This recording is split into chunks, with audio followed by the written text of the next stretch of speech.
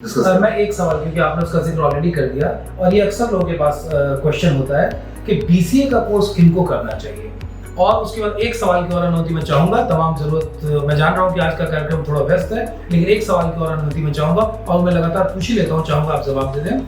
अक्सर बच्चों को लगता है बैकग्राउंड के, खास करके जो ग्रामीण बैकग्राउंड के हैं, कि क्या वो सीमेज में पढ़ाई कर सकते हैं हिंदी माध्यम के साथ, तो इसको भी आप क्लियर कर दें। दोनों सवाल बहुत अच्छे हैं आपके। और बीसीए के लिए मैंने पहले ही बताया कि थोड़ा मैथमेटिक्स बैकग्राउंड होना चाहिए, मैथमेटिकल अप्रोच होना चाहिए। देखिए कंप्यूटर प्रोग्रामिंग जो है, वो एल्गोरिदम जो है, उसका जो नेचर है, वो जैसे मैथ फ्लो करता है ना, उसी नेचर में प्रोग्रामिंग फ्लो करती है। तो जिनका मैथमेटिकल बैकग्राउंड नहीं है, गणितीय, जिनके दिमाग में मैथमेटिक्स से डर है, फोबिया है, वो लोग बीसीए के लिए मत आओ। और जिनका भले मैथ सब्जेक्ट नहीं है लेकिन मैथमेटिक्स से प्रेम है, उनको लिए स्कोप होगा। इवन दो आपके 12th में मैथ्स नहीं है, स्टिल एडमिशन होगा अगर आपका मैथ्स में मन लगता है, मैथ से आपको डर नहीं लगता है। तो ये मैं एक बेसिक बात बता दे रहा हूँ बीसीए को लेकर के। और प्रोग्रामिंग में वेब डेवलपमेंट साइड भी है, डिजाइनिंग साइड भी है, आजकल एंड्रॉइड ऐप, वेबसाइट मेकिंग, उसके अलावा internet of things, robotics, cloud computing, artificial intelligence, informatica, database, ware housing, मतलब अपॉर्चुनिटीज इतनी बढ़ गई है। और ऑब्वियसली ये चीजें बिहार के कोई भी विश्वविद्यालय या किसी भी कॉलेज में इन चीजों को लेकर के, एंड्रॉइड को लेकर के, रोबोटिक्स को लेकर के, internet of things, artificial intelligence, deep learning, Python, PHP, ये सारी चीजें बहुत जरूरी है और ये सिलेबस का पार्ट नहीं है। लेकिन जो स्टूडेंट बीसीए करने सिमेज में आना चाहता है, उसको दिमाग में रखना होगा कि उसको ये अतिरिक्त कोर्स करने होंगे। ये अतिरिक्त कोर्स इनफैक्ट टर्म ही गलत है, ये मेन कोर्स है, ये सबसे जरूरी कोर्स है। यही आपको अलग बनाता है, जिसके बल पे सिमेज के बच्चों को बेहतर प्लेसमेंट मिलता है, क्योंकि आपने पीएचपी पढ़ी है, आपने वेब डेवलपमेंट पढ़ा है, आपने पाइथन पढ़ी है, डीप लर्निंग पढ़ी है। अभी डीप लर्निंग का आईआईटी कानपुर के संग वर्कशॉप हुआ। तो ये आप आईआईटी के लेवल के प्रोफेसर से पढ़ने को तैयार हो, तब आप सिमेज में आएंगे।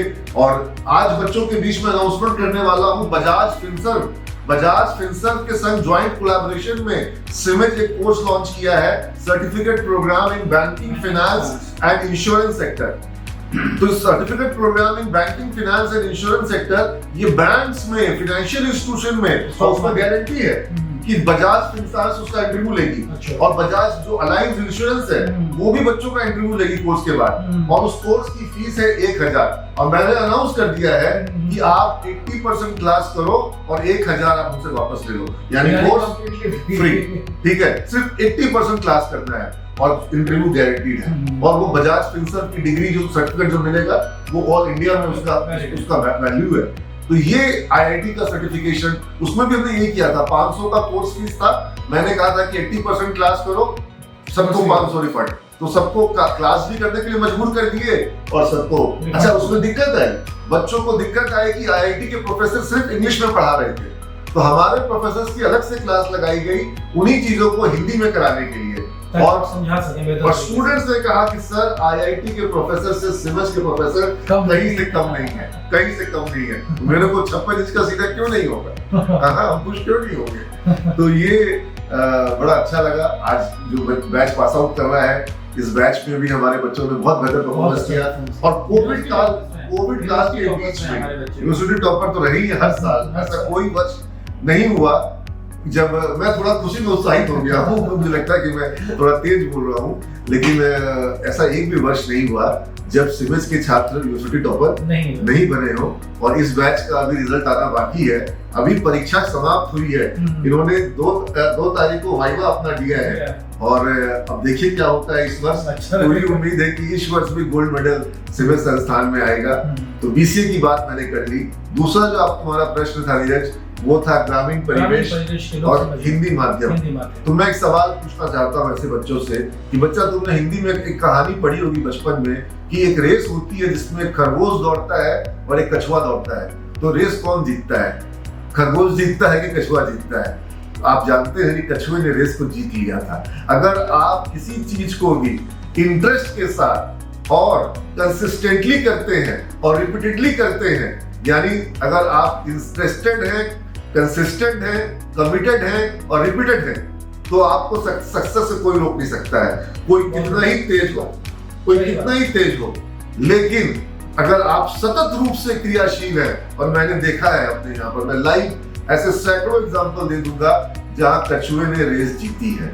कछुआ हमेशा रेस जीतता है, ऐसी कोई बात नहीं है। और हमारे क्लास में कछुआ, खरगोश जितने सब आते हैं, सब जीव जंतु सब आकर के सब यहाँ पे अच्छा करते हैं, सब एक दूसरे से कोलैबोरेट करते हैं, एक दूसरे को कॉम्प्लीमेंट करते हैं। जब हम ग्रुप बनाते हैं तो उस ग्रुप में कुछ कमजोर छात्र को रखते हैं, कुछ अच्छे छात्र को रखते हैं, कुछ एवरेज छात्र को रखते हैं, और उनको पीपीटी तैयार करना है, उनको प्रोजेक्ट बनाना है, वेबसाइट बनाना है, उनको सॉफ्टवेयर बनाना है। अब क्या होगा, जब सॉफ्टवेयर बना लिया तो कोई बच्चा ज्यादा मेहनत करेगा, कोई कम मेहनत करेगा, किसी को ज्यादा समझ में आएगा, किसी को कम समझ में आएगा। लेकिन मैंने अनाउंसमेंट कर दिया कि जब मैं इंटरव्यू लूंगा, सवाल जवाब करूंगा, तो जिस बच्चे को सबसे कम मार्क्स आएगा, सारे बच्चों को वही मार्क्स मिलेगा। अब इसका परिणाम क्या होता है कि जो तेज बच्चा है वो कमजोर को सिखाता है खुद से, क्योंकि वो जानता है कि अगर ये कमजोर को कम नंबर आया तो मेरा नंबर भी घट जाएगा। तो एक peer to peer learning environment बना दिया, तो कछुआ खरगोश सब मिल करके आगे बढ़े। तो ये ही एक इस तरह की ऐसी अनेकों प्रयोग हैं। प्रयोग धर्मिता, इनोवेशन सीमेंस संस्थान की निशानी रही है, और हम आगे भी हमारे बड़े संकल्प हैं। हम विश्वविद्यालय की संकल्प को लेकर चल रहे हैं। अभी जिस संस्थान में मैं ये वीडियो रिकॉर्ड हो रही है, इसके ठीक बगल में हमारा बड़ा कैंपस बन रहा है, जो लगभग 1.5 लाख स्क्वायर फीट का है, और जहां पर हम बिहार में वो सुविधा देने वाले हैं जो सुविधा आज तक बिहार को प्राप्त नहीं हुई है। सीमेंस की स्थापना इस लक्ष्य के साथ हुई थी कि बिहार से बच्चों का पलायन रुके, और ये जो नया कैंपस में बना रहा हूँ, सीमेंस विश्वविद्यालय जो मैं बना रहा हूँ, Sumedh centre, Sumedh Buddha centre of excellence जो बना रहा हूँ, गुरु Govind Singh centre of excellence जो पटना सिटी में बना रहा हूँ, वो मैं इसलिए बना रहा हूँ कि न सिर्फ पलायन रुके, बल्कि बाहर से, और हमारे यहाँ पीछे आसनसोल से बच्चे आकर के और नेपाल से बच्चे आकर के पढ़ते हैं, गोरखपुर से आके पढ़ते हैं। लेकिन अब मेरा टारगेट है कि हमारे यहाँ पर पूरे यूपी से, पूरे वेस्ट बंगाल से, नॉर्थ ईस्ट से, और उसके अलावा उड़ीसा से, और पूरे भारत से बच्चे पढ़ने के लिए सीमेंस में आए। ऐसा उत्कृष्ट संस्थान बने।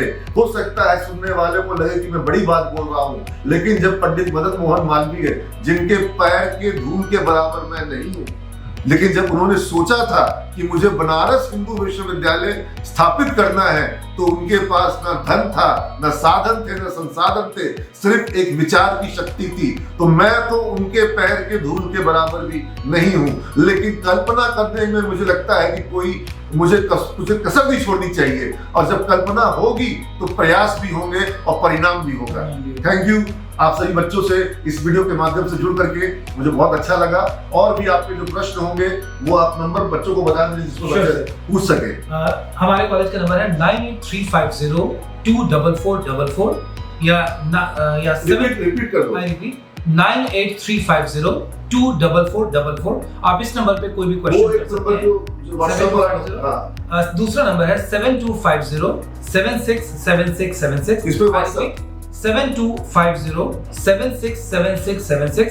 आप इस पे अपने कोई भी क्वेश्चन व्हाट्सएप कर सकते हैं, हम आपको वीडियो के माध्यम से student credit card Nitish Kumar ji की तारीफ करता हूं कि वो देश में पहले ऐसे मुख्यमंत्री हुए जिन्होंने ये स्टूडेंट क्रेडिट कार्ड योजना शुरू करी। गरीब से गरीब किसी भी जाति का हो, उच्च जाति का, कई जाति का हो, कोई आय वर्ग का हो, उसको सबको 4 लाख बिना किसी गारंटी के 4 लाख रुपए का ऋण वो दे रहे हैं। या क्लास शुरू हो गई, उसके बाद आपको 1 रुपया नहीं देना है। कब देना है? फिर 3.5 साल के बाद, जब जॉब लग जाए। जब जॉब लग जाए। आपने इंग्लिश अपना इंप्रूव कर लिया, आपने सारे एड ऑन कोर्स कर लिए, आपने डिग्री कोर्स कर लिया, जब तक जॉब नहीं लगेगी पैसा नहीं देना है। आपको जॉब लग गई, कमाने लग गए, उसमें से आपको देना है। अगर आप 30,000 25,000 कमा रहे हो और सरकार को 4,000 रुपए का किस्त देना है, तो क्या दिक्कत है? खुशी खुशी देना पड़ेगा। जॉब लगने के बाद तो सीमेंस के बच्चों को तो मान के चलो कि देना ही देना पड़ेगा, ताकि जॉब लेना ही लेना पड़ेगा। और जॉब लेना है तो सरकार को पैसा वापस करना है। क्या दिक्कत है? अपने घर में तो पहले आएगा, सरकार के पास तो बाद में जाएगा। ठीक है। God bless you all. Thank you so much, sir. God bless you all.